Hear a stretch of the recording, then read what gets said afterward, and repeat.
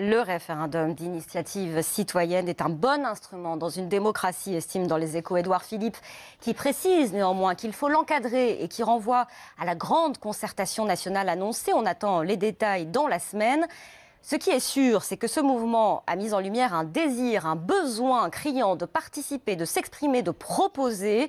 Au-delà des Gilets jaunes, cela concerne tout simplement les Français. En témoignent ces cahiers de doléances ouverts dans certaines mairies et qui ont connu un grand succès.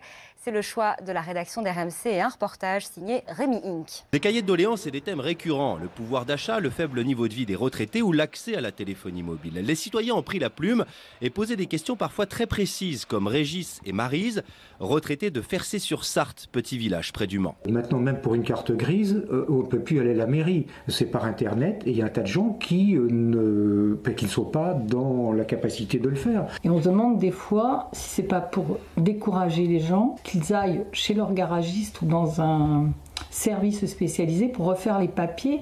Et comme ça, ils dépensent un peu d'argent pour payer le service. Le maire de cette commune, Dominique Dumeau, a reçu de nombreuses remarques sur le système démocratique, pas assez proche du terrain. Ce qu'il souhaiterait, c'était tout au long du mandat du président de la République et tout au long du travail du gouvernement, que les citoyens soient impliqués dans la réflexion et puissent donner leur avis. Pour Vannick Berberian, président de l'Association des maires ruraux de France, le succès de cette opération est la preuve d'un tournant dans la vie démocratique. C'était l'occasion d'entendre des gens que l'on n'entend pas d'habitude.